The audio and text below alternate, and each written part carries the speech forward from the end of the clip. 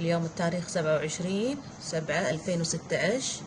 الوالدة قاعد تعدل البيت في غرفة من زمان ما صعدتها، سبحان الله، وتحس انها ثقيلة دايما وتتعب، ما تبي ترتب، ما تقدر تحس نفسها ثقيلة. لقيت هذه عبالها قلب، طلع شيء عليه طلاسم غير مفهومة. بسم الله الرحمن الرحيم. أعوذ بكلمات الله التامات من شر ما خلق. أعوذ بالله من شر ما أجد وأحاذر. أعوذ بالله من شر ما أجد وأحاذر.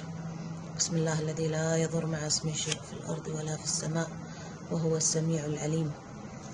شوفوا شنو مكتوب. هذه ترى مو ورقة عادية، هذه الورقة جلد حيوان.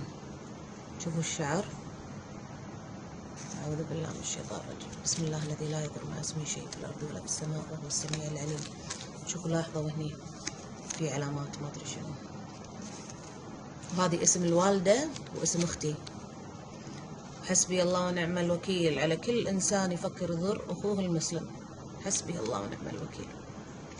أمي تعبانة من زمان، إن شاء الله تطيب ما تشوف الشر، لا هي ولا أختي ولا المسلمين والمسلمات الأحياء منهم والأموات. حسبي الله ونعم الوكيل.